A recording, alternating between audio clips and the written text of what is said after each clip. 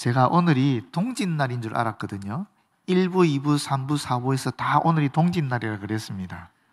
그런데 나가는데 우리 신중건 목사님 어제가 동짓날입니다 그래요. 아니야 오늘이야 하고 딱 지나갔습니다. 사무실에서 제 처가 오늘이 동짓날이야 하고 딱 핸드폰을 보여주는 거예요. 진짜 오늘이 아니더라고요. 오늘이 아니고 어제가 동짓날이더만요. 제 기억에는 3월 20일, 12월 22일, 6월 22일, 9월 20일 딱 박혀 있는데 이게 동짓날이 21일이 될 수도 있고 22일이 될 수도 있고 그러더라고 보니까요. 이게 아마 이게 해가 어느 선에 딱 걸리면 그때를 기점으로 계산하는가 봐요. 근데 금년은 21일이 해가 제일 짧은 날이랍니다. 그래서 어제가 동짓날이래요. 1, 2, 3부에 전부 다 오늘이 동짓날이라고 그랬는데 큰일 났어요. 지난 주일에는 이 4부 때 우리 은퇴예식했잖아요. 그때 원로 목사님이 나오셔서 새 신자 하나도 없네 그랬잖아요. 그래서 제가 아니라고 3명이나 있다고 그랬잖아요. 그리고 본문도 제가 로마서 9장 30 읽었거든요. 근데 목사님 설교를 본문하고 전혀 상관없는 걸 하시는 거예요. 왜 저러지 그랬어요. 알고 보니까 내가 잘못한 거예요. 제가 주부를 저기서 안 가져오고 옆에 우리 반주자 뒤에 주부가 하나 있어 그걸 가져왔거든요. 근데 그게 지난주일 주부인 거예요. 그러니까 내가 잘못하고는 목사님 왜 저러시지? 그러고 있는 정말 참 그거 몰랐다가 지난주 수요일 날 제 처가 또 가르쳐 줬어요. 그래서 알았어요. 아이고 참 그렇습니다. 이렇게 참 내가 잘못하고는 그죠? 근데 오늘은 동짓날은 아니고 어제가 동짓날이었습니다. 근데 여러분 동짓날이 뭐죠? 해가 가장 짧은 날이죠. 밤이 가장 긴 날이잖아요. 어둠의 권세가 어둠의 세력이 가장 긴 날이 동짓날입니다. 그때 우리가 팥죽을 먹는데 이 팥이 물론 우리 조상들은 귀신을 쫓아내는 이런 의미가 있지만 사실은 그거는 어둠의 세력으로부터 우리를 보호하고자 하는 마음이 있는 거죠. 그게 뭐 귀신이나 이런 얘기로 나타나긴 했지만 저는 그게 사실 예수님의 어떤 모형이나 모델이 아닐까라고 생각을 해요. 예수님은 어둠이 가장 강성한 세력이 있을 때 빛으로 이 땅에 오신 분이거든요. 그래서 우리를 보호하시고 어둠으로 우리를 끄집어내시고 또 보호해 주시는 물리치게 하시는 어둠을 물리치게 하는 그런 존재이기 때문에 이 팥죽이라는 의미가 사실은 예수 그리스도의 그런 모형으로 얼마든지 볼 수 있겠다라는 생각이 듭니다. 그래서 오늘 우리가 이 성탄주의를 맞이해서 이 빛으로 오신 예수 그리스도에 대해서 좀 알아보고 싶은데 오늘 본문 미가서 5장 2절에서 5절 상반절에 나오는 말씀을 통해서 크게 두 가지로 살펴보고자 합니다. 첫 번째는 메시아의 기원, 두 번째는 메시아가 베푸시는 혜택 해서 세 가지 이렇게 나오는데 크게 두 가지로 알아보도록 하겠습니다. 먼저 첫 번째 메시아의 기원입니다. 사실 이 미가가 예언할 때가 언제냐면 기원전 8세기거든요. 그러니까 북쪽 이스라엘 왕국이 722년에 망했단 말이에요. 북쪽 이스라엘 왕국이 망했으면 남쪽 유다 왕국은 괜찮겠습니까? 남쪽 유다 왕국도 굉장한 이 위협 속에 있다라는 겁니다. 사실 아수르의 침략에 대한 공포로 불안 속에 떨고 있었던 그 시대가 바로 이 미가가 예언했던 그 시대입니다. 근데 사실 같은 시대에 누가 있었냐면 이사야가 있었거든요. 이 이사야는 상류층의 귀족 정도가 아니고 왕족 계보의 선지자예요. 반면에 이 미가는 빈농입니다. 아주 하류층의 가난한 농부였던 사람이 바로 이 미가인데 그러다 보니까 아무래도 억압받는 비참한 상황에 몰려있던 가난한 사람들, 우리가 흔히 말하는 민중들이라고 하는 그분들과 삶을 같이 했기 때문에 이 어둠의 세력 속에 강하게 억압받고 억눌렸던 그런 사람들에게 이 메시아에 대한 빛을 예언하신 분이 바로 이 미가다라고 볼 수 있습니다. 그런 부분이 오늘 여기 나옵니다. 먼저 2절 보시게 되면 베들레헴 에브라다야 너는 유다 족속 중에 작을지라도 이 다 그런 의미죠. 고통 속에 있다, 어둠 속에 있다, 지극히 작고 사소하다, 중요하지 않다, 하찮다, 뭐 이런 의미가 이 작을지라도 말 속에 다 들어가 있는 거예요. 그런데 뭐라고 얘기합니까? 이스라엘을 다스릴 자가 내게서 내게로 나올 것이라 말하고 있습니다. 베들레헴 에브라다, 베들레헴과 에브라다는 같은 지명을 얘기하는 겁니다. 여러분, 우리가 대전이라 그러기도 하고 또 뭐라 그럽니까?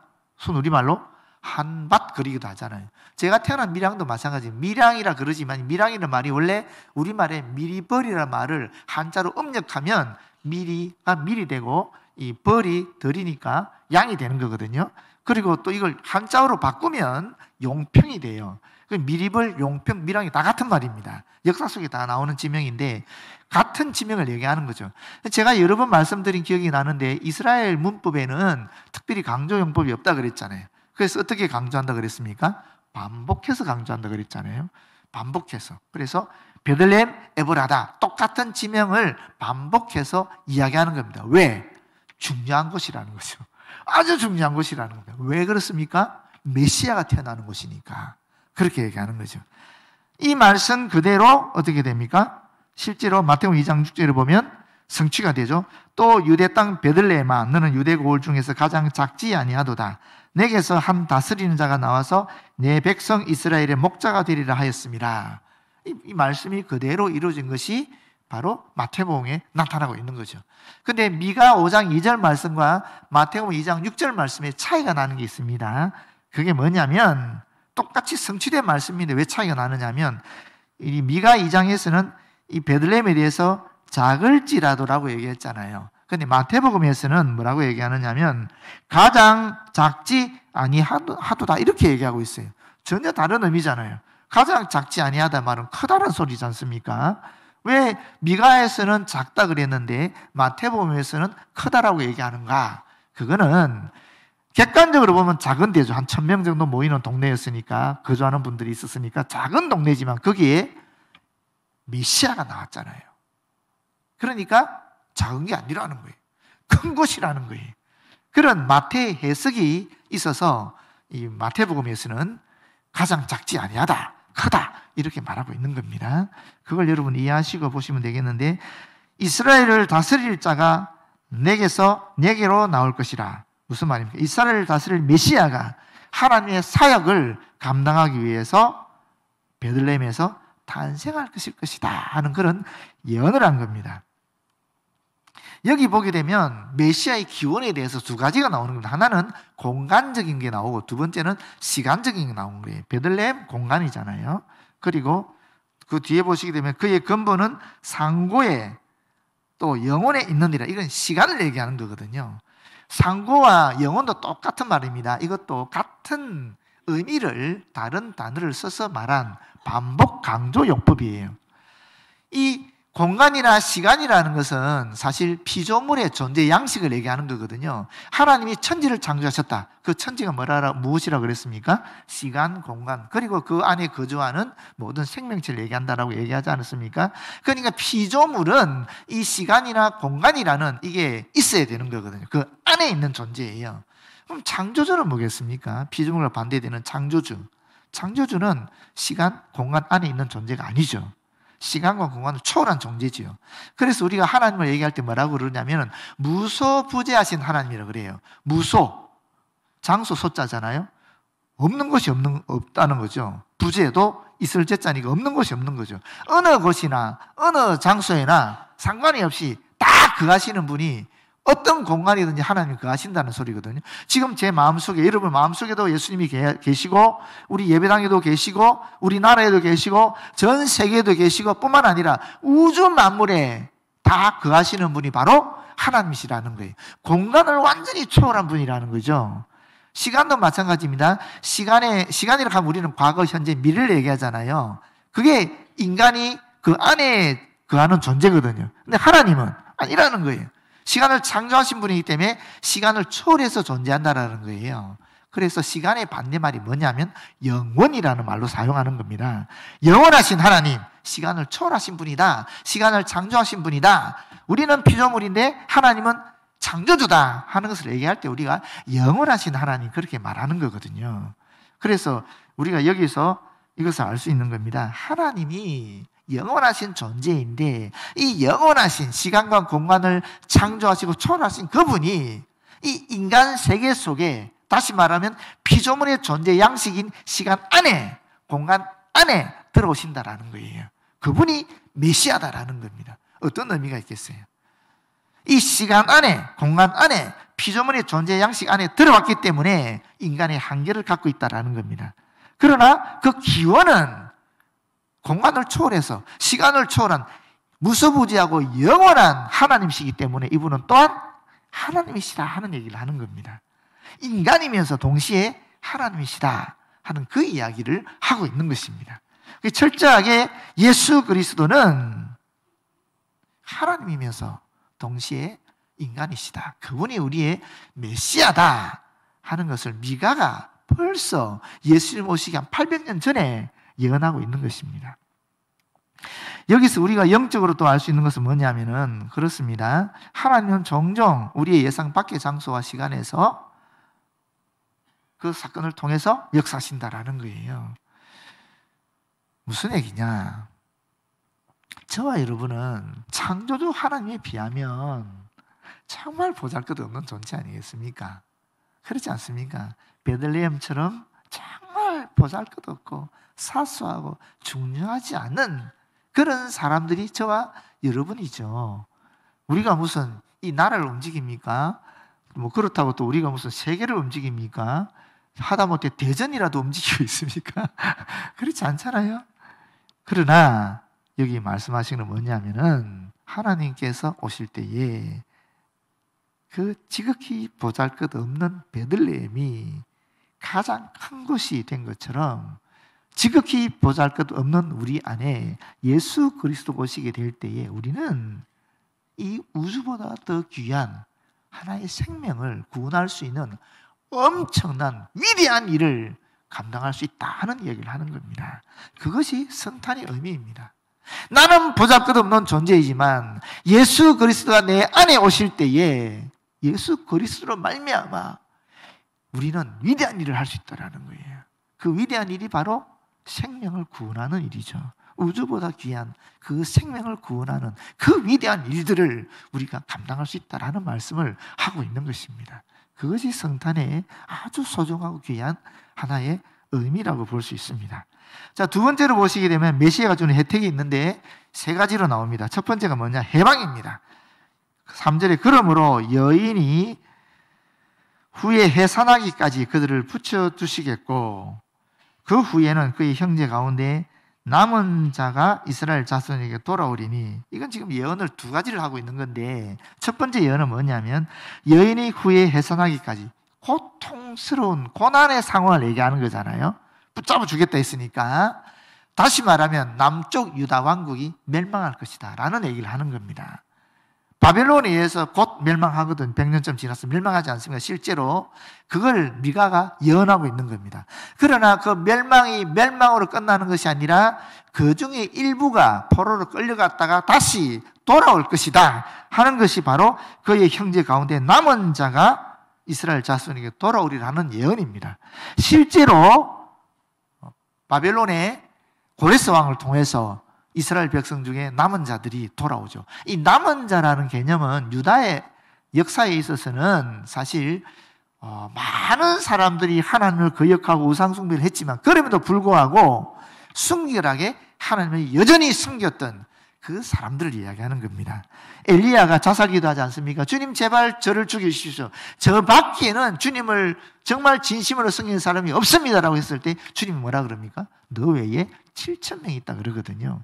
하나님을 정말 제대로 섬기는 사람들이 있다라는 거거든요. 지금도 마찬가지입니다. 우리가 볼 때 정말 주의 종들이 어디 있을까? 정말 그리스도인이 어디 있느냐라고 하지 모르지만 하나님이 감춰놓으신, 어떻게 지금 남겨놓으신 정말 하나님을 순결하게 사랑하는 7,000명 완전한 숫자의 하나님의 백성들이 이 땅에 있기 때문에 이 땅의 역사가, 우리나라의 역사가 계속 지속되는 것입니다. 그런 의미가 여기 담겨 있다라고 보겠습니다. 그리고 실제로 보게 되면 참 재밌는 말이 있는데 이사야 45장 1절에 보게 되면 여호와께서 그의 기름 부음을 받은 고레스에게 이런 말을 해요. 기름 부음 받았다. 이게 누굽니까? 메시아거든요. 그렇지 않습니까? 지금 고레스에게 메시아다라고 얘기하고 있는 겁니다. 이 미가의 예언이 고레스를 통해서 역사적으로 이루어지는 거죠. 그리고 이 고레스는 예수 그리스도의 모형이 되는 것입니다. 그래서 예수 그리스도의 초림을 통해서 실제로 미가의 예언이 구체적으로 해방되는 역사가 일어나는 거죠. 죄로부터, 죽음의 권세로부터 해방되는 그 역사가 예수 그리스도의 초림을 통해서 구체적으로 일어난 것이고, 앞으로 예수께서 재림하실 때 이 해방의 역사는 완전하게 하늘나라에서 이루어질 것이다라는 그런 예언의 말씀이라고 볼 수 있습니다. 두 번째는 번영에 대한 이야기를 합니다. 4절에 보게 되면 그가 여호와의 능력과 그의 하나님 여호와의 이름의 위엄을 의지하고 서서 목축하니 그들이 거주할 것이라. 이제 그가 창대하여 부유하게 되어서 위대하게 되어서 땅 끝까지 미치리라. 이렇게 말씀하죠. 이 번영에 대한 얘기거든요. 여기 보시게 되면 여호와의 능력, 여호와의 이름의 위엄 똑같이 반복해서 강조하는 것입니다. 우리를 구원할 수 있는 능력, 우리를 구하는 힘이 어디 있는가? 여호와께 있다. 그분의 능력과 그분의 위엄 속에 있다 하는 얘기를 강조해서 하는 것이고요. 여기 서서 하는 말은 단순히 그냥 서 있는 모습이 아니고 특별한 목적을 이루기 위해서 대기하면서 서 있는 모습을 얘기하는데, 바로 그 뒤에 보시게 되면 목축하니라고 얘기하고 있잖아요. 목자가 양떼를 인도하고 보호할 때 앞에 서서 하고 있는 그 모습을 이 머릿속에 그리시면 됩니다. 그분이 바로 메시아인데, 그분이 오시게 되면 그분의 이름이 창작이 된다는 거예요. 그분이 통치하는 세계는 어떻게 되느냐? 세상 끝까지 간다라는 것입니다. 구약에서 이스라엘 사람들은 어떻게 생각했느냐 하면은 이 하나님의 나라, 메시아가 통치하는 나라는 예루살렘 성전이었고요. 더 확대하면 이스라엘이었어요. 그런데 미가는 이미 뭐라고 얘기하느냐? 이스라엘이 아니다. 이스라엘 지경을 넘어서 온 세상 끝까지 예수 그리스도의 메시아의 통치가 일어날 것이다 라고 예언했었어요. 그럼에도 불구하고 예수님 당시 종교 지도자들은 이스라엘 지경으로 제한해버렸죠. 그래서 예수님을 결국 죽이게 되는 그런 엄청난 일을, 안타까운 일을 일으키게 되는 것입니다. 예수님은 우리가 어떤 과정 속에, 어떤 환경 속에 처해 할지라도 그분을 의지할 때 그분의 위엄과 그분의 능력으로 우리를 다스리고 우리를 지켜줄 것이다, 우리를 번영케 해줄 것이다 하는 그런 약속의 말씀이라고 볼 수 있겠습니다. 마지막으로 5절 평강에 대한 이야기입니다. 이 사람은 평강이 될 것이라. 평강, 예수님이 사실 평강, 평화 그 자체죠. 이 샬롬이란 말인데 구약에서 이 단어는 한 250번 정도 쓰입니다. 굉장하지요. 성경에 딱 한 번 나오는 단어가 제일 많거든요. 그런데 지금 250번 쓰였다는 건 엄청나게 많이 사용되었다는 거예요. 이 샬롬이라는 말은 평화, 평강, 평안, 안식, 승리, 완전, 온전 이런 의미를 다 담고 있는 단어입니다. 예수께서 우리에게 오시게 되면 평화를 주신다는 거예요. 완전을 주신다는 거예요. 온전한 쉼을 주신다는 것입니다. 죄로 인해서 죽음으로 두려워하고 죽음의 공포 속에 있던 사람들에게 천국에 대한 소망을 주심으로 우리를 평화롭게 이끄셨다는 겁니다. 우리에게 화평을 주셨다는 것입니다. 뿐만 아니라 이제 주님의 나라가 다시 주님이 오심으로 말미암아 주님의 나라 이 땅에 도래하게 되면 완전한 평화가 우리에게 이루어질 것이라는 것입니다. 이것을 우리에게 보여주고 알려주고 예언한 내용이죠. 우리는 이런 기대를 가지고 이 땅을 살아갈 수 있게 되는 겁니다. 여러분 보십시오. 결론적으로 말씀드리면은 예수께서 이 땅에 오신 이유는 무엇인가? 우리가 구원이다라고 얘기하지만 이 구원은 사실 이 말씀에 의하면 세 가지 의미를 담고 있다는 거예요. 첫 번째는 뭡니까? 해방입니다. 자유죠. 우리를 얽혔던 모든 것으로부터 자유로워지는 거예요. 그 해방을 얘기하는 겁니다. 두 번째는 예수 그리스도로 말미암아 우리가 번영과 행복을 누린다라는 겁니다. 그리고 세 번째는 평화가 깃든다라는 거예요. 승리가 우리에게 있게 된다라는 겁니다. 지금 우리는 그리스도인 이 땅을 살아가고 그리스도인으로서 이 땅을 살아가고 있는데 우리에게 이와 같은 회방과 자유, 이와 같은 번영과 행복, 이와 같은 그러한 평화와 안식이 없다. 우리가 다시 한번 점검해야 됩니다. 성탄을 우리가 기억하면서, 성탄절을 맞이하면서 진짜 우리의 마음속에 예수 그리스도로 말미암은 이러한 자유와 해방이 있는가? 이러한 번영과 행복이 있는가? 또 이러한 평화와 안식이 있는가? 살펴보시고, 만약에 없다면 다시 주님 우리 마음에 모시고, 또 있다면 이 땅에서 진정한 해방, 진정한 번영, 진정한 평화를 누리면서 주님 앞에 영광과 존귀와 찬양을 드리시길 바랍니다. 기도하겠습니다.